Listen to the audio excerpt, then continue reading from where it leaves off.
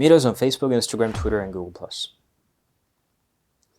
Hey guys, meet Yota Phone 2 with Phil from underKG.com. So this is Yota Phone 2 from Yota Devices from Russia, and this is a definite upgrade from the original Yota Phone. That wasn't exactly a great device.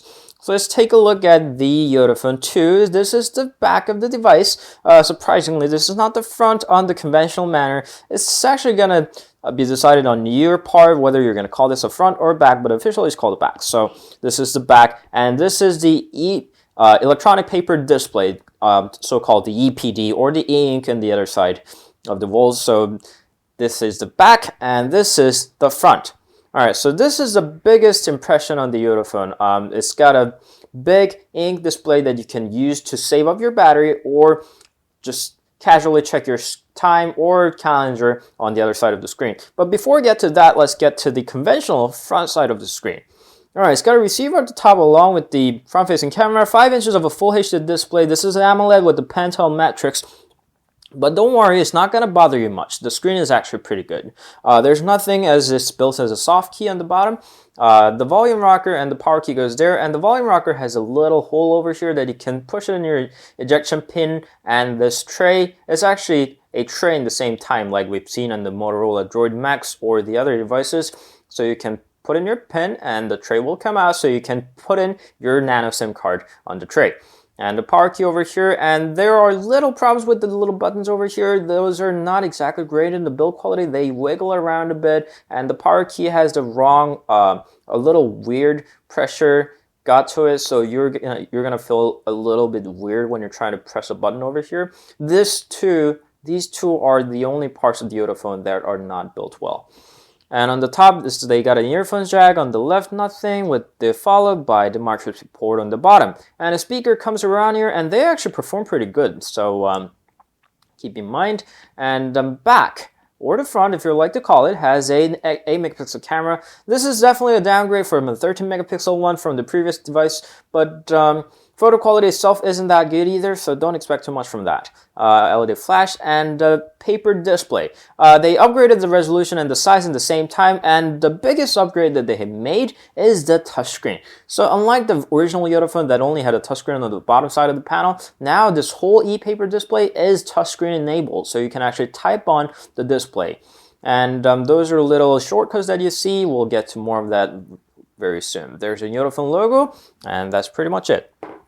Size-wise is a typical 5-inch device, so we would like to compare with the Galaxy S4. It's actually 4.99 inches, but we guess that's practically a 5-inch. And here is the LG G3, that's a 5.5 inches, so that's a little unfair to compare with, but here we go.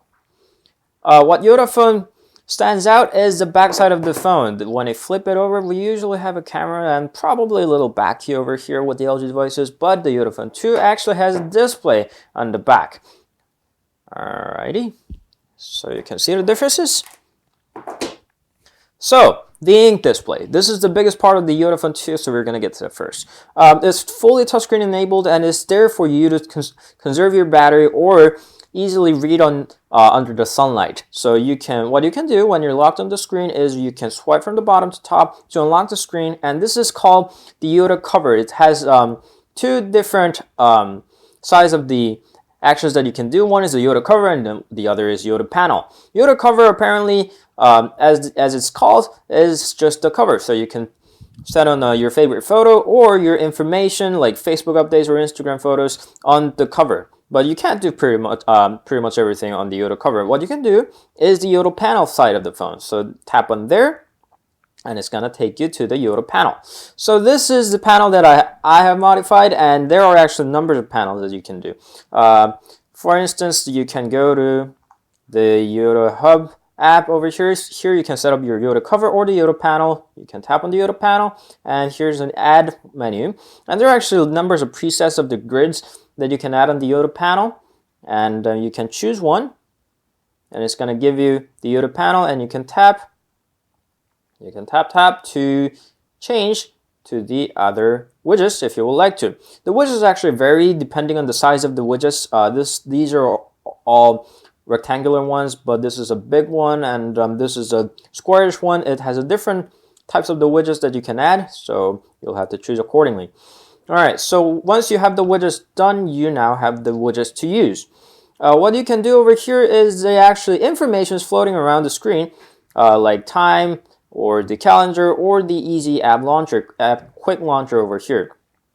And so the others include messaging or calling. So calling, here's a dialer, so you can easily go to the dialer and you can type in, punch in the numbers and press call, and it's going to initiate a call, and once it does, it's going to ask you to flip the phone over because the receiver owns the other half of the phone. Alrighty. So that's the phone and the messaging as well. So you can do simple stuff on this side of the screen.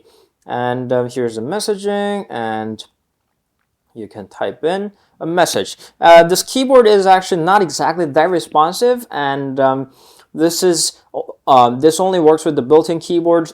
You can't change the keyboard on the other side of the screens, and this only works with the Roman languages. So if you are an East Asian language user or any other kind of language that does not use the alphabets for their characters, you're gonna have a problem. So you can type in, this is underKG review. And here we go. You can send out the message or you can just discard it. All right, those are the very neat little things, and it also shows the notifications that you have on the Android side of the phone. So that's how you use the Yota phone. This seems a little bit limited to the functionalities. So it has the Android side over here. The back is also the Android, but it's not the fully Android functionalities that you can have.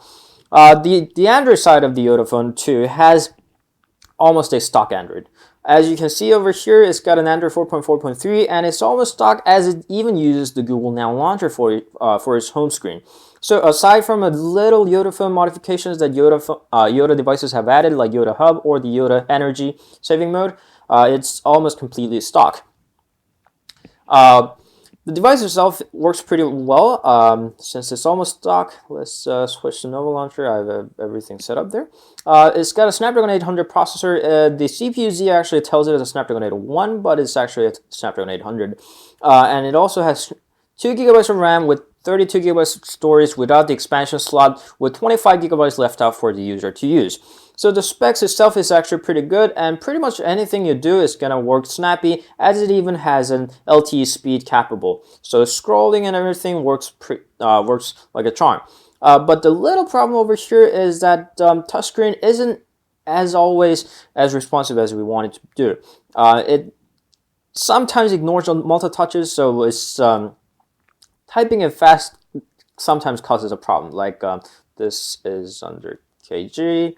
So sometimes it works well, sometimes it doesn't work very well. It's a little disappointment that device of 2014, actually it's 2015 now, has a touchscreen issues.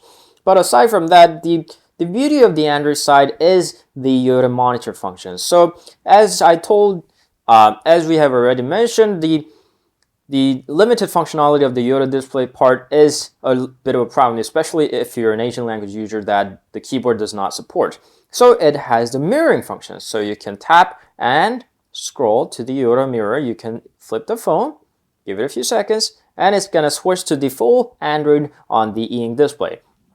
Of course, the Android side is not designed for the e-ink, so it's going to refresh its screen a bit. Note that although this is a very well built e-ink display and has a pretty quick response speed, this is not a perfect display, so it's gonna have to refresh a bit because it has to rewrite the screen when you dramatically change the contents of the screen. And as you can see over here, the legibility is not exactly amazing, but you can do pretty much everything on this side of the screen.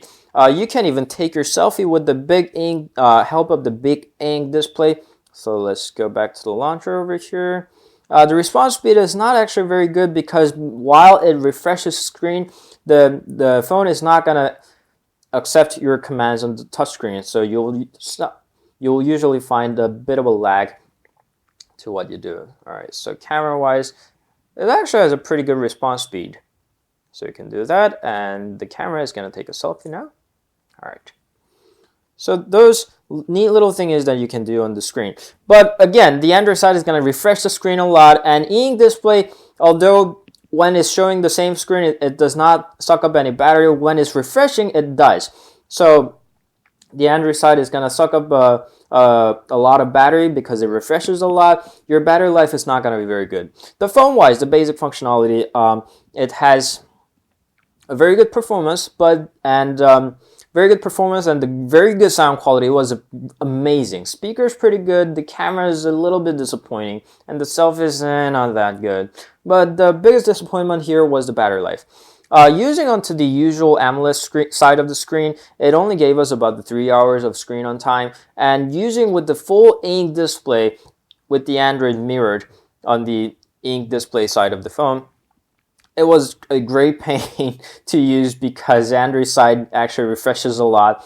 The speed is really slow. It gave us about the 4 hours and 30 minutes of the screen on time. So that's not exactly a very good battery time. And the ink display itself is not exactly the best in its quality. So we have a comparison Amazon Kindle over here, and we're going to switch to the Yota reader to the ink part. Here we go. And giving all the credit to amazing job that Yota devices have done, this is not the best ink that we have seen. So let's get it a bit closer over here. So the colors actually differ a lot, and limited in the resolution and such, the ink display on the Yota Phone 2 is not definitely the best. So those were a bit of a disappointment, and the Yota Phone 2 is actually priced really high, so that's something that you should know.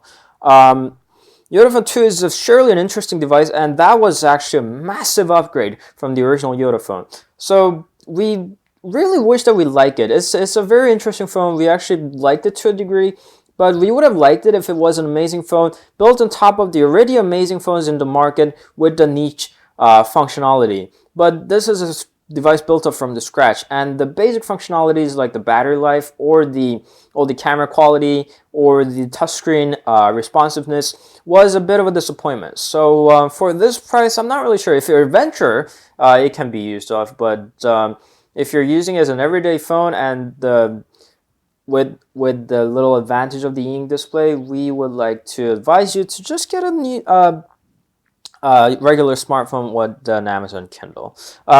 We did like the legibility under the direct sunlight. That was an amazing experience, but we hardly recommend this as an everyday phone, especially considering its price. So that was Yota Phone 2. We'll come back very soon. Stay tuned. Bye-bye.